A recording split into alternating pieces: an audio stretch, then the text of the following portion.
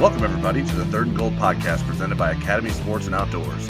I'm Tyler James, and I'm joined, as always, by the one and only Eric Hansen. Together, we cover Notre Dame football, recruiting, and more for blueandgold.com on the On3 network.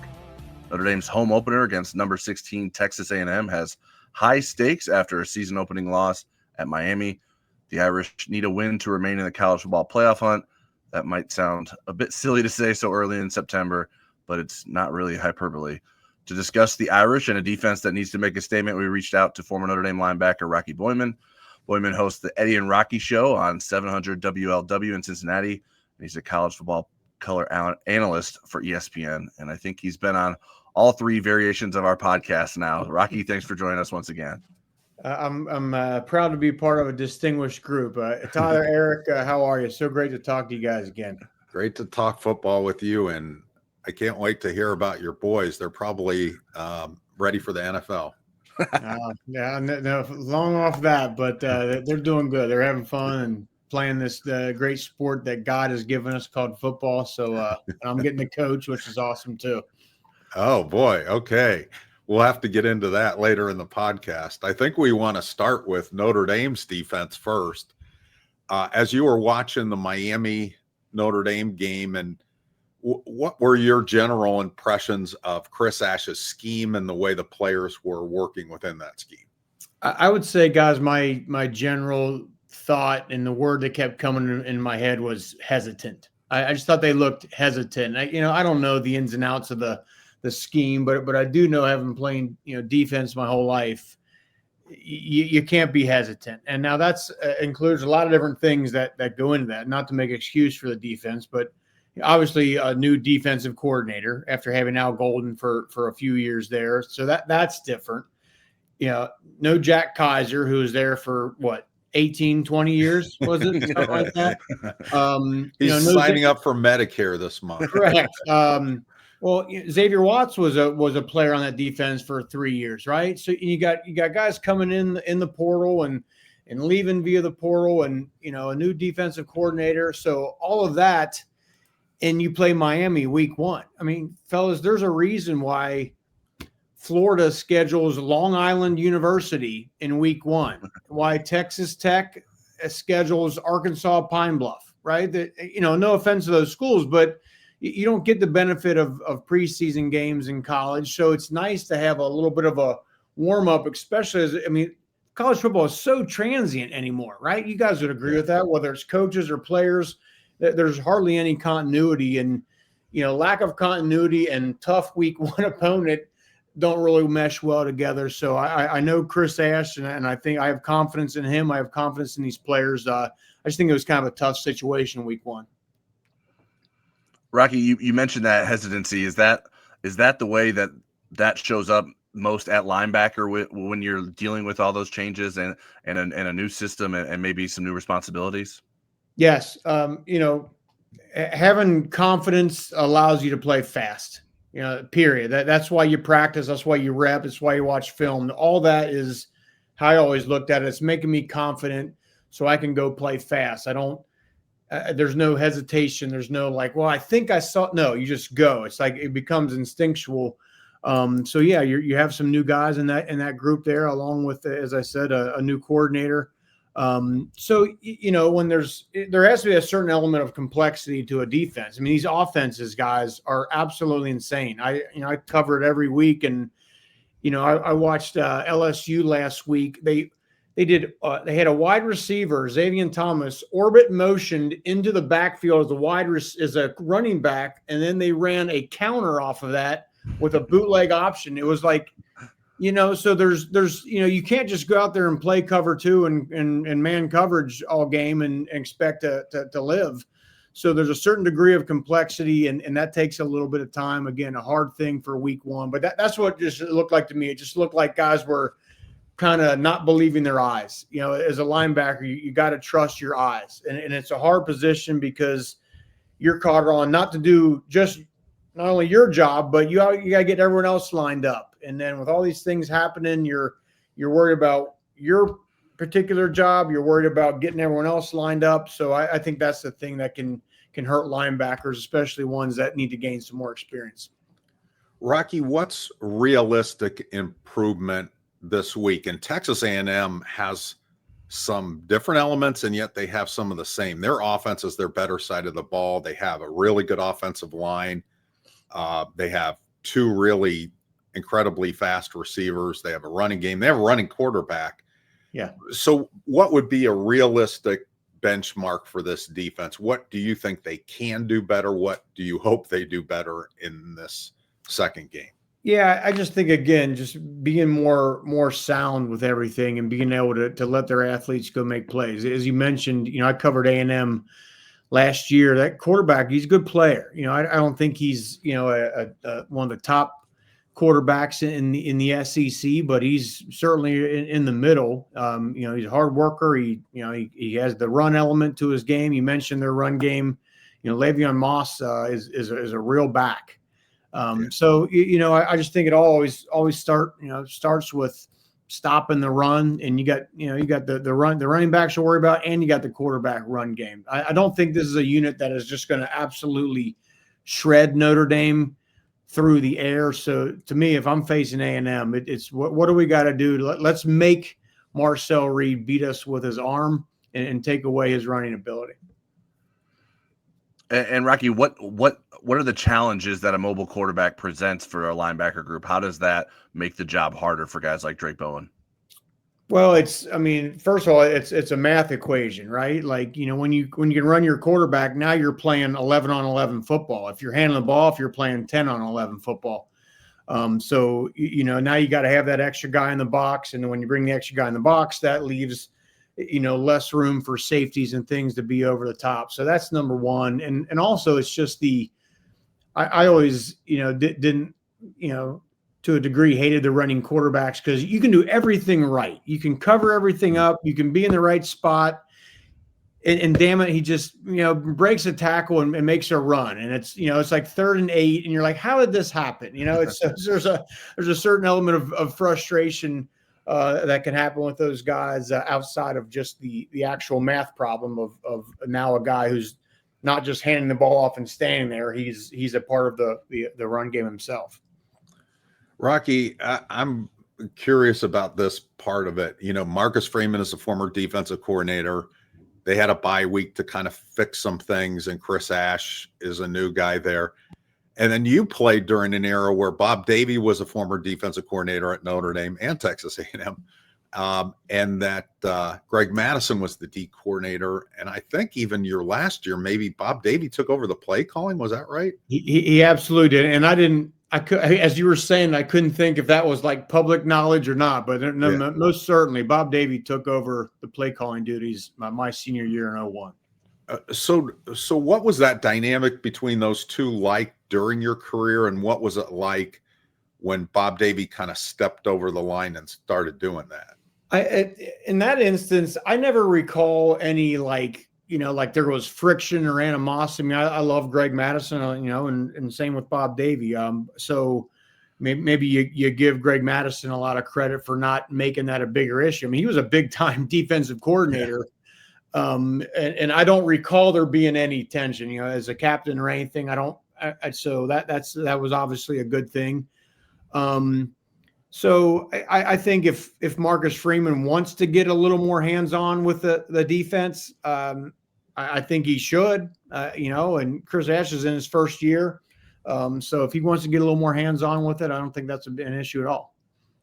And you mentioned being a captain. When Notre Dame has a game on defense like they do, what did you feel like was your role in helping right the ship? I think it's just, always a matter of reminding guys, like, we about improvement, and, like, you don't want to dwell on things, but you got to learn from things. Losing is the best teaching moments there is. You rarely learn things as much in a loss. So, you look at that tape and you figure out, what you got to do better and things you got to do in practice. And that's the responsibility. And I remember, I just felt overall that was my job as a captain, is like, let's make sure every day we're focusing on getting better, get better at something. And that's usually a way that seems to work out. Rocky, I want to stay on the captain topic because I think, to me, one of the bigger surprises was that a number of guys that are captains didn't play well against Miami. How important is it for those guys to better their game and have strong performances? Will it become a problem if the captains are the guys who are maybe publicly struggling moving forward for Notre Dame? That's a great question and a great observation. And the answer is yes. If you're a leader and you got that C on your chest, you absolutely have to play at a high level, or else everyone's, in the locker rooms like, well, what's going on with this? I should be playing more. And that guy's the captain. Is he playing just because he's a captain? So you absolutely, the standard must be higher for those guys. There's really no two ways about it. To become a captain, you have to be a great player. In the history of football, there's never been a guy appointed captain who was like an average player. And you can be all the saying the right things and be a quote leader, but a captain has to be a good player. So those guys absolutely have to step up and play better, and I think they will. Rocky, one of the big talking points on our message board was, besides changing coordinators, was man versus zone defense. Notre Dame played more man than any team in the FBS last year. They mixed a lot of zone in the Miami game with varying degrees of success. As a defensive player, both as a linebacker and a defensive back, what are the challenges of going back and forth if you're so used to man like Notre Dame was? Well, I mean, as a defender, certainly of the caliber defenders Notre Dame has, you should be able to go back and forth between man and zone easily. The question of why is there not more man played, the first thing I would ask is, do we have the guys to play man? And maybe Chris Ash doesn't feel like he has those same guys that are great at man-to-man coverage. So that would be a reason why you might play more zone, and including the game plan and stuff, obviously. But no, you should absolutely be able to go back and forth. You guys have heard, I've heard the term simulated pressures so much this year, right? Especially coming out of the Ohio State game. And, so that's usually a zone sort of situation where you're showing a blitz and usually in a blitz there's man coverage, but then you're dropping guys out. So that seems to be kind of the flavor of this year of college football a lot. So you got to be able to do that. You got to be able to play zone, but hopefully you can find the guys to play man, because good teams, if they, know you're sitting in zone the whole time, they're going to find zone beaters, and they're going to have their wide receivers are sitting down in open space, and they're going to kill you. You got to be able to go in and out of both. Rocky, I wanted to ask you about one linebacker in particular, and that's Kingston Filiamoasa, number 27, who's played as a freshman last year and I think had a pretty strong performance against Miami. Why do you think he's able to have success so early in his career, and how can Notre Dame maybe continue to expand his responsibilities to better utilize him? Yeah, I don't know the young man, myself or anything, but to have success early, it's mastering the mental side of it. I recall, in my days in the NFL, everybody's a great athlete. Everyone in college is the same thing. Everyone likes to lift weights. Everyone likes to run and do all that, but are you doing the things mentally to keep your game sharp and understanding the concepts, not just understanding what you do, but why you do it? That's always my advice to young players is, I know guys that are, they're in high school and they're great players. And, Kobe Clapper's one of them I've talked to. I was like, hey, I know you're going to go on to Notre Dame, and you're going to lift and you're going to run, you're going to do all that stuff, but you've got to absolutely master the mental side of the game. That is the clear difference, being able to play. And if he's been able to do that at an early age here, that's a good thing. While you're talking about Clapper, just a quick scouting report on him. What's Notre Dame getting in him? First of all, you're getting just a tremendous young man, a guy that's going to light up a room and does all the right things off the field. Doesn't have maybe the easiest background, single mother and all that, and she does a great job. But he's just a spectacular young man, leader, does everything right. Coach never has to worry about anything. But he's also a smart player. St. X, plays a fairly complex defense. They play a 3-3 stack, and sometimes he's like the adjuster in it. Sometimes he's a linebacker, so he kind of has to go in and out of those things. So having that kind of preparation of having a lot on your plate as a high school player is going to really, really help him out when he gets to Notre Dame. Yeah, but a great kid, great player. And obviously he's also a hell of an athlete too. He can run. Rocky, as we look forward to this A&M game, what are the biggest indicators that we should look for in terms of the linebackers maybe playing more confidently on Saturday? I mean, tackling.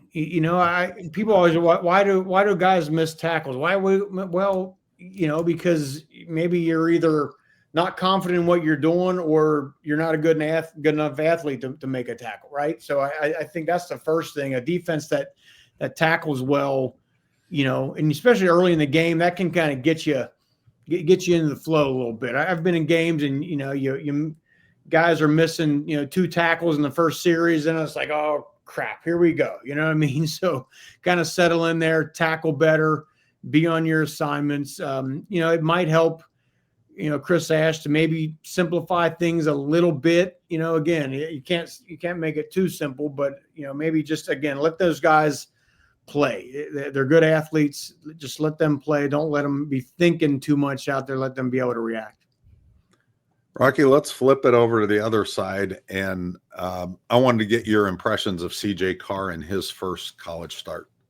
I thought he was great. And, look, if you ask me, I didn't play quarterback, but I study it. And if you ask me what the best attributes of a quarterback are, number one, it's quick decision-making. Can you make the decision quick like that? And then I'd say number 2 is having a short memory. And that's, of course, great for all players, but especially for quarterbacks. And when CJ had that interception in the fourth quarter and then was able to lead them on 2 more scoring drives, the field goal, and then the touchdown, I just thought that was tremendous for a first-year player. I got Mizzou this week, and Bo Pribula is the quarterback, and same thing. He has a disastrous fumble in the first quarter, but goes on to throw for a ton, man. I mean, great, we had a great performance. I'm sure you guys watched J.J. McCarthy in that Monday night game. He couldn't have had a worse first half, but, he was able to settle in and have a great second. I mean, I literally, the highlights were on that morning, and I literally paused them. I woke my son up early, and I said, come up here and watch this. I said, this is how you got to, whether you're a football player or a human being, like you got to understand that just because something bad happens, it doesn't mean, I hate when people say when something bad happens in the morning, they're like, well, it's just going to be one of those days. No, it's not. It don't have to be that way. You can flip the script on that, man. So, and I'm always, I think a quarterback especially has to do that. And I thought he did that well. That was, I guess, maybe the thing I was most impressed with. Rocky, earlier you mentioned how some other programs have stacked their early season schedule with some cupcakes, and Notre Dame certainly hasn't done that this year. What is your thoughts on what Notre Dame should do moving forward? Should they load up on hard games early in the season with maybe not knowing if the ACC is going to provide those kind of tests later in the year, or should Notre Dame be more proactive in trying to build into a tougher schedule? I mean, if I'm thinking about this purely as a Notre Dame fan, yeah, I'd like a week 1. Let's get a directional school and let's get tuned up, and then maybe week 2.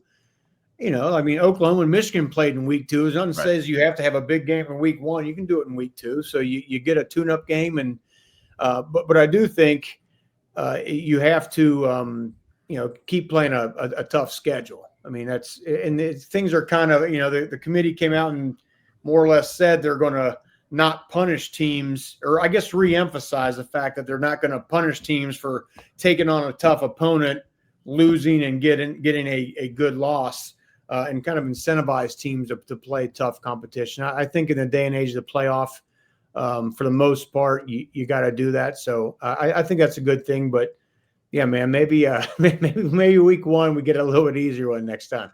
You mentioned that's sort of your perspective as a fan. Would that be your same perspective as a player? Absolutely. Yeah.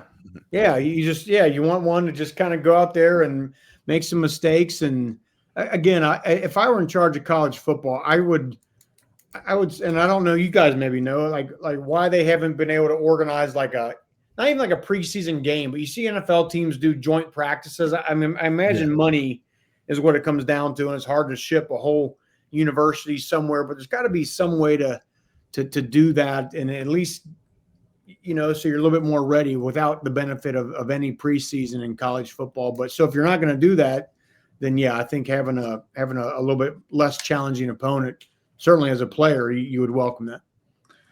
Rocky, I think that the biggest surprise in a not good way for me in the Notre Dame Miami game was the offensive line.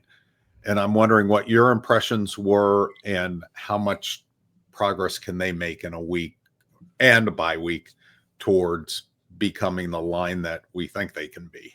Well, I mean, as you know, the offensive line is the position that has to have the most amount of reps together, right? Like, if you're a cornerback in the preseason, offseason, you can practice covering man-to-man, and if you can do that by yourself, you're fine. But an offensive line, you got to there's 5 of them, 6 of them involved, and it has to play as a unit. And again, going back to the fact that it's week 1 makes that a little bit tougher.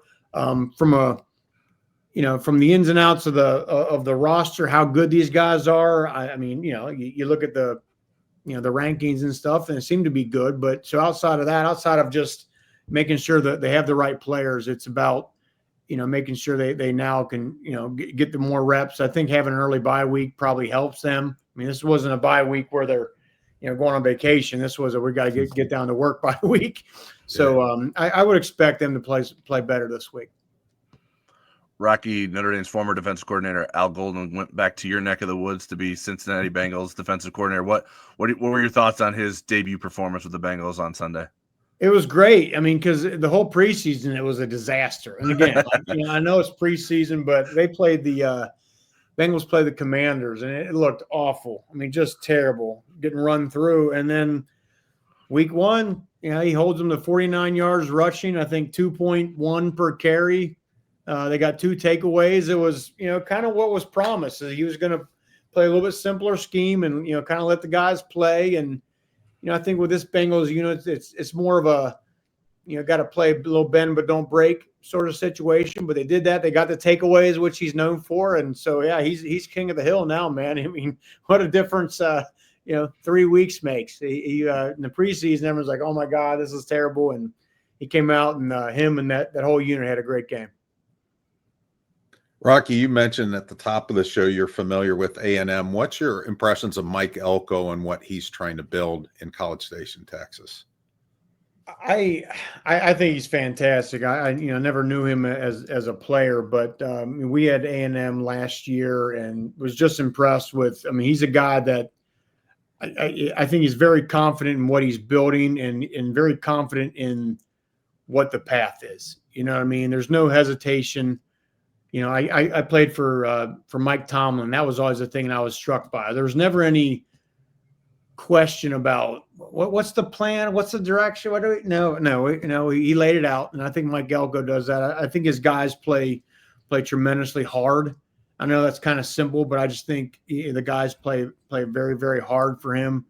And he knows football, and he's surrounded himself with a lot of other great coaches. So I mean, it's going to be a tough game here. It really is, because I think A&M is a team that could do some things here in the SEC. Rocky, earlier you mentioned your own involvement in football. What's that look like these days in terms of what you're doing to stay involved with the game? Well, I obviously, I do. I'm a color analyst for ESPN every week, and again, we got Louisiana at Mizzou this week, so I enjoy doing that. I mean, it's just fun I just love the craft, if that makes sense, of being an analyst. And you start at the beginning of the week, and you don't know much about the teams, and by the end of the week, I make sure I consider myself an expert on these 2 teams. So I love doing that. I love the challenge of that. So that's fun. And do some Bengals work for my radio show. And then, I coach. I got 2 sons, 6th grader and a 1st grader that play. And I coach. It kind of stinks because, obviously I'm gone on Saturday, so I can't be there for the games, but I coach on Mondays, Tuesdays, Wednesdays, and sometimes Thursdays before I get out of town. I miss the games. My wife, of course, tapes them, films them for me. I make her like literally I'm like pacing in my hotel room, right? And making her give me the play-by-play on my phone. And if 45 seconds go and she hasn't texted me, I'm like, what's going on? Like, why have you texted me? So I really enjoy it. It's my passion. I think you can tell that. I love coaching and, just seeing these young kids and, where they start and, and seeing them improve and seeing them have success and seeing them learn. It's great to see. It really is. Along those same lines, I would imagine that other parents are afraid to complain to you, but look, it doesn't hurt to have a little bit of resume when it comes to football, and I still and size too. No, so it's been great. It's youth football, man. There's always drama, but it's been a lot of fun.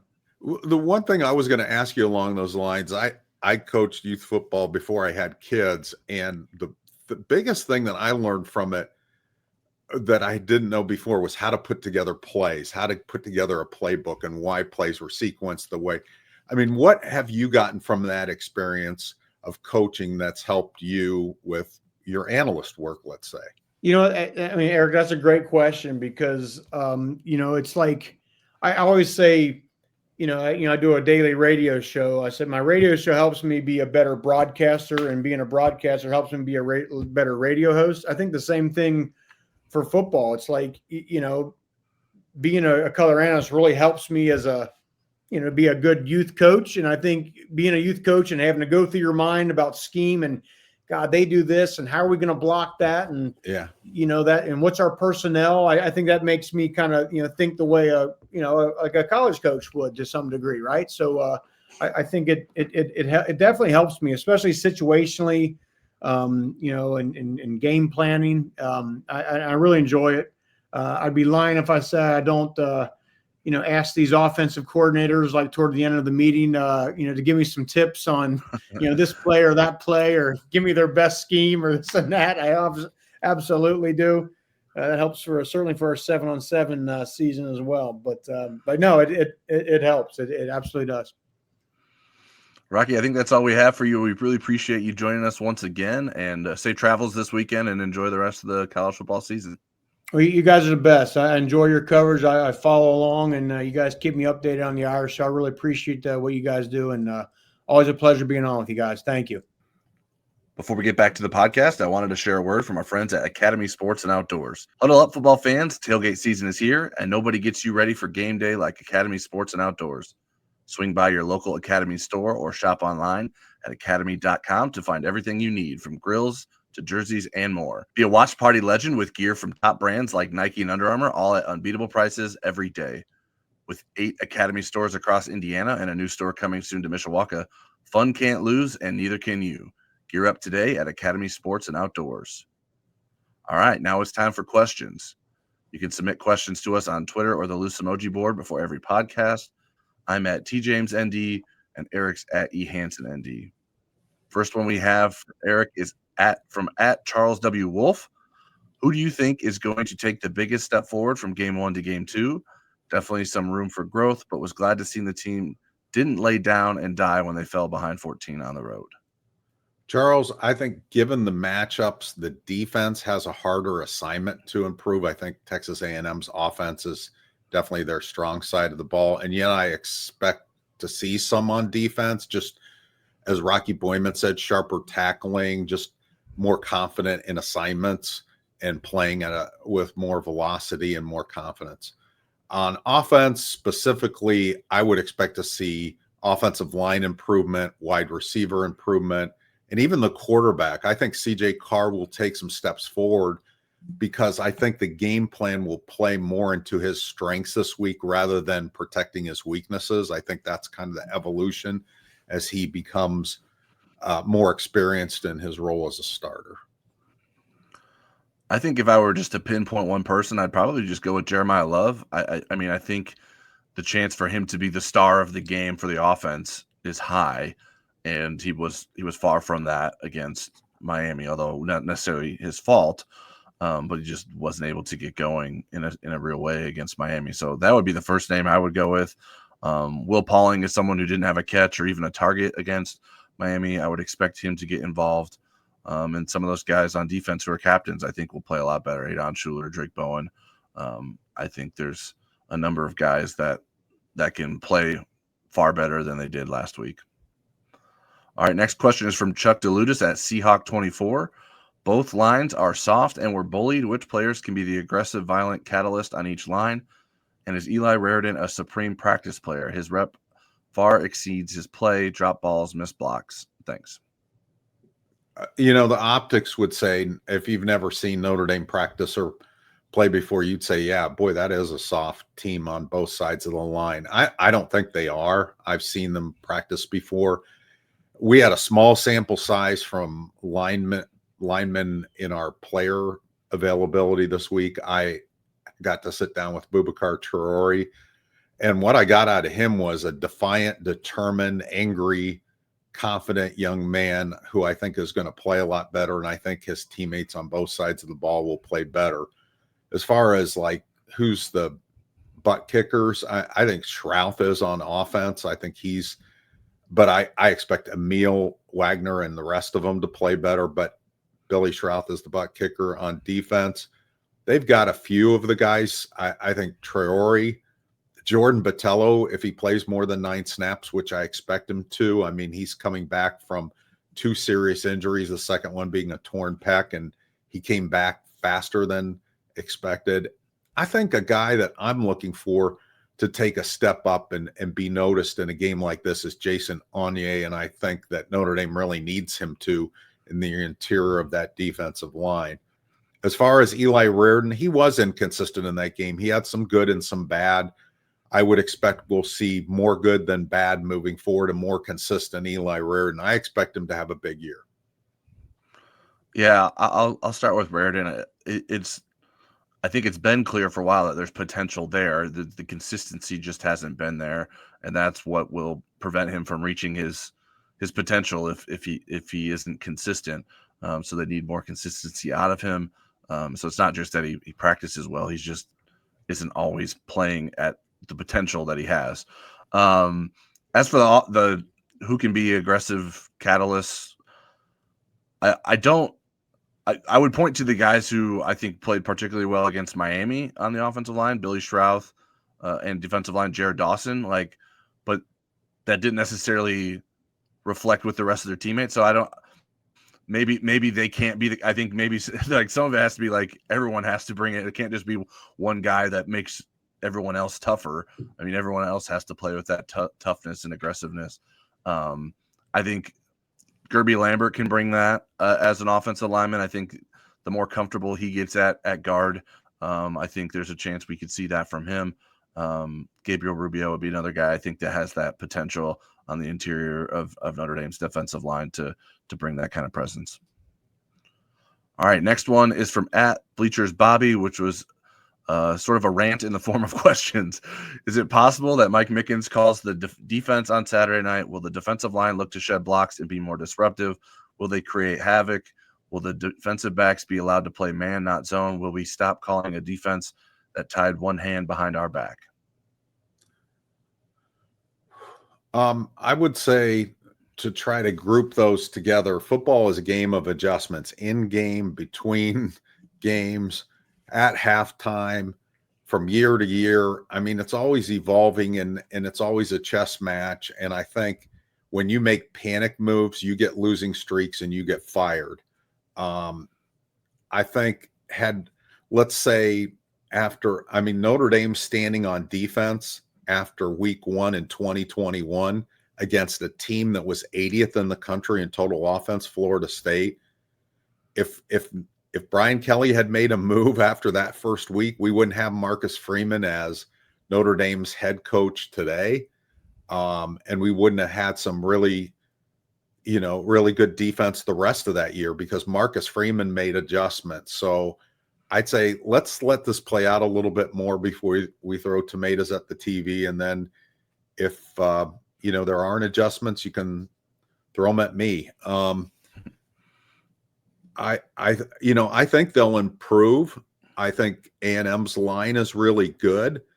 And as far as zone versus man, yeah, I would have liked to see more man in the Miami game. It felt like it neutralized some of, like Leonard Moore, for instance, it kind of seemed to neutralize what he does well a little bit.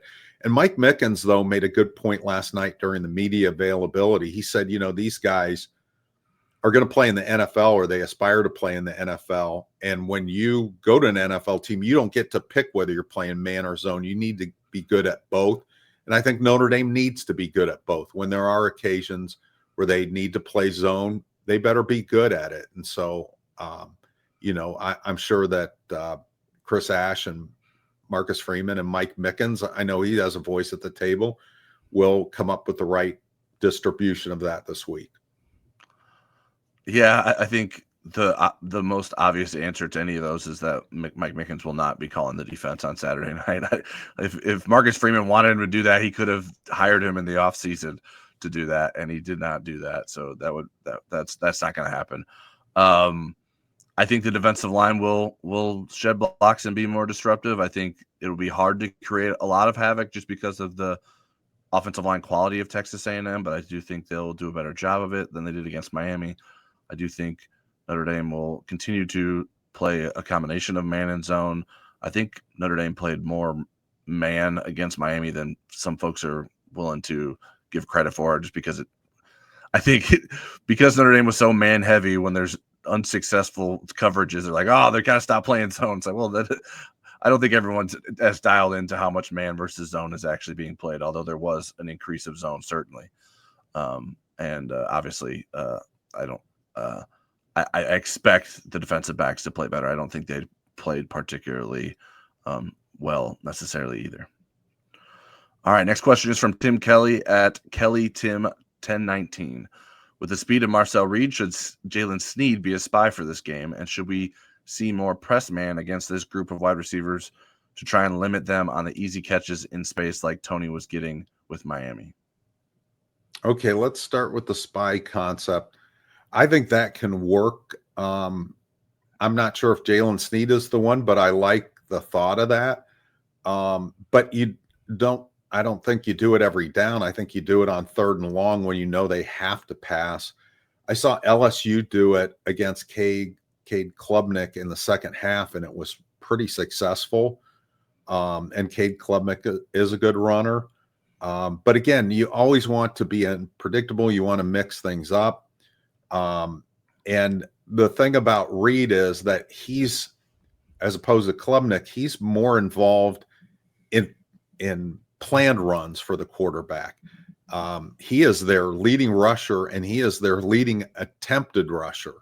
And so, again, on 1st and 2nd down, I'm not sure the spy concept is what you want to go to, but 3rd down, I'd be curious on how that works out. As far as the limiting Texas A&M and maybe playing pressure or press coverage to limit the easy catches, I don't know that this is the wide receiver core you want to do that against. Mario Craver and Casey Concepcion are elite speed guys. They're 2 of the fastest guys Notre Dame will see this season. And I think you want to make sure you don't get beat deep against those guys and make Marcel Reed be a consistent passer down the field. He's not as experienced as what Notre Dame saw in their opener at quarterback. And so I would play some press coverage, but not steady diet of it. That would be my game plan. Yeah, for the with the spy concept, I think there will be some of that. I think Sneed can do that. I think Kingston Viliamawasa is someone else that I would like to see in that role at times as well. I think you can't do all. I don't think Notre Dame's going to do all man or all zone. I think it'll be a mix of that. And sometimes how the defense aligns or offense aligns affects your ability to play press man. Like Malachi Toney got some catches against man because it's hard to press him in certain situations when the splits with the wide receivers pair them together, and so you got 2 receivers close to each other. You can't really press both of those guys. because then your defensive backs are probably just going to run into each other. So you get to figure out a way to do that. I think Miami did a good job of getting Malachi Toney in advantageous situations because of that. I asked Leonard Moore last night on Tuesday, how do you beat speed as a defensive back? And he said you got to get hands on them. So certainly Leonard Moore would like to play press coverage against those speedy guys and be able to try to slow them down. Obviously, that also, if you don't get hands on them correctly, you put yourself in a bad position and it might be hard to catch up. So it's a risky situation. So I think you have to do it in the right combination and make sure that you're doing it well in order to limit this group of A&M receivers. Next question is from @Biafore_Marie. What adjustments are you expecting from the defense this weekend with regards to how they played in Miami and also with regards to dealing with the running capability of Reed? What are one or two things that if you don't see will decrease your confidence in Ash? I think that let's start with that last part. For me, lack of in-game adjustments and no answers for Reed would decrease my confidence in him, not lose confidence, but would make me, it would raise my eyebrow. As far as the defensive part of it, Murray, what adjustments? I mean, I expect them to play better. And it's another difficult offense with a different dynamic of having the quarterback so involved in the running game. You know, can you play three linebackers against them?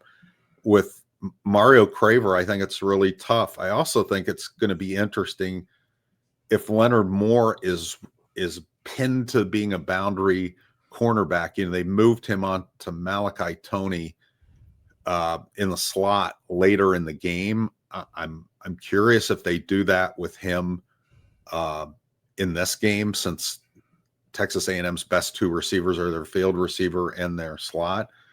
And then I'd maybe play Devontae Smith more at nickel than Carson Hobbs. Mike Mickens was asked about that split last night, and he said, you know what, Carson Hobbs earned that. He had a really good camp, and that's why the plays were distributed the way they were. I think it was 38-21 split. It felt more like Hobbs was in there 2/3 of the time just because of how the game went. But I expect this to be a bounce back week for Notre Dame, but Texas A&M's offense is difficult. They're going to score some points. Yeah, in terms of adjustments, I think the linebackers will be more involved and active. I do think we'll see some more tighter coverage to try to slow down that speed, like we mentioned earlier. In terms of things that if I don't see will decrease the confidence in Ash, I think for as maybe discouraging of a performance Notre Dame's defense had against Miami, I do think they got in some important stops. Now, certainly the last drive of the game when they allowed a field goal was the opposite of that. But as long as the defense is continuing to get some important stops, I think that matters to me. And I wouldn't overlook that based on how the defense is playing. And I'd like to see some sort of visible creativity in the defense from Chris Ash that I did not necessarily see in the Miami game. So if those two things aren't present against Texas A&M, my confidence would decrease a little bit.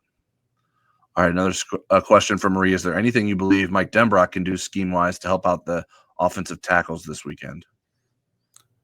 I think the best thing that Mike Denbrock can do, and he's a former offensive line coach at one point in his career, is and Coach Bob Morton, can go over their mistakes and help them progress to the next level. As far as like play calls and scheme and stuff, I think with CJ Carr's arm talent and so forth, and Texas A&M's weakness, you want to have more of a vertical passing game this week. I think you can mix it up and get the ball out of his hands quickly, but you can't do it to the extent they did against Miami. That's not a great game plan because Texas A&M's pass rush, although they had a bunch of sacks against last week against Utah State, I don't think that their defensive line is their strength like it was last year. And I do think you are going to be able to get time enough to throw down the field. So Again, just help them learn from their mistakes last week and mix it up with some quick decisions and getting the ball out to the perimeter. But that would be my answer, Murray. I would start with letting them run block more. I think that is imperative for Notre Dame's offensive line to be able to assert its dominance. Is to be more aggressive with the running game. Use the running backs to help them more. I don't think that was something that Notre Dame tried to do enough to help their offensive tackles.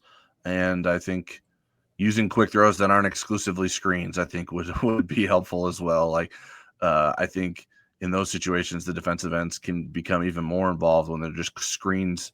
I just think that was not necessarily helping the offensive tackles. All right, next question is from LDL Go Irish on the loose emoji board. Why did Aeneas Williams play so sparsely in Miami? Is he hurt? He was awesome last year, especially in the playoffs, and did not play even after Price was benched because of the fumble. Yeah, I don't think he was hurt. There was no chance to ask that on Tuesday night because we no longer have the coordinators every week. We have a rotating coach and we have the defensive backs coach. But I think the reason he didn't play in the second half after Price was benched was they want to get Love the ball. And so I think you want to get your best player the ball in that standpoint. The thing about it is Aeneas Williams is tough mentally, and he's a guy that's going to adjust in his role. And that's football and that's in life. You know, you can whine about it or you can be ready when called upon. And I'm sure Aeneas Williams, if he has opportunities against Texas A&M, and he should. I mean, this is a defense that's 82nd against the run in the nation, having played UTSA and Utah State. So I would imagine that there's going to be more opportunities for all the running backs in this game, especially Jeremiah Love, though. I do think Aeneas Williams is physically compromised to some extent. I don't know what percent he is at, but he has been dealing with an elbow issue since camp. So that's my guess. I don't know for sure if that's why he wasn't used, but I do believe he has been dealing with that, and he had a noticeable sleeve or brace on his elbow since dealing with that in camp. Another question from LDL Go Irish. Speaking of Price being benched, why wasn't Malachi Fields benched after his fumble? Does it only apply to backs or goal line situations? Again, that was something that we didn't get to ask about, but I believe it sometimes has to do with who you have available to sub in for that player. And Jadarian Price was one of the players that was brought into the interviews last night, and he talked about it. And I think he wasn't grumbling about the fact that he didn't get more opportunities after that. He took ownership of his fumble and said, this is the standard we have in the running backs room. And so he explained what happened on the play. So, you know, I think that's come up before. I think a running back has been benched before, and maybe a quarterback fumbled and they didn't come out of the game. So I don't, you know, I mean, I think it's situational specific. I don't know that there's a board that says this is what our rule is, but I know that Notre Dame's creed is take care of the ball, and Jadarian Price was very adamant about letting us know about it last night. Yeah, I think, I mean, this isn't specific to Notre Dame. It's more frequently applied to running backs or returners because that is so paramount to the jobs that they're asked to do. Fields fumbled. He got hit by a defensive tackle on a screen. Like, that's not I mean, it wasn't a great play by him, but it wasn't exactly the only thing that he's going to be asked to do in a game. Whereas, like, a running back, if you fumble running into the line of scrimmage, like, that is the act that Jadarian Price would be asked to do every time he gets the ball. And so I think it's taken more seriously when with a running back. Micah Gilbert did play 12 snaps offensively, who in place of Malachi Fields. That didn't happen directly after the fumble. So I just think that there's also a bigger gap between Malachi Fields and Micah Gilbert. And Price is the second running back as opposed to the lead running back with Jeremiah Love. even though Price did get things rolling for the running game for Notre Dame. All right, our last question is from @Murray O'Connell. I always imagined Audric Estime would have a Bettis-like pro career. Why did he not have more success in Denver? Murray, in all candor, I work heavy hours on Sundays, and I don't get plugged into the NFL until December. So I didn't see Audric Estime play a single down last year. But I'll say this. Bettis and Estime are not the same player. And I think the game is different in college and what's asked of you than it is in NFL.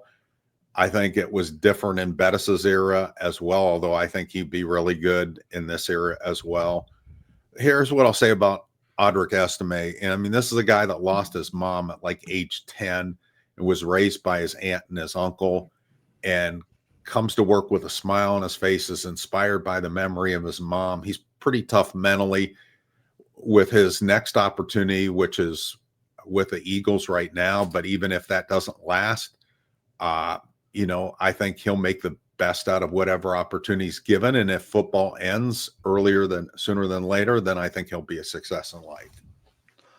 Yeah, I definitely follow the NFL more closely than Eric does. Although I don't know that I've been locked into Denver Broncos games, but I do know a little bit. It's a good team, so he should have been in a good spot to take advantage of that. He did fumble last year.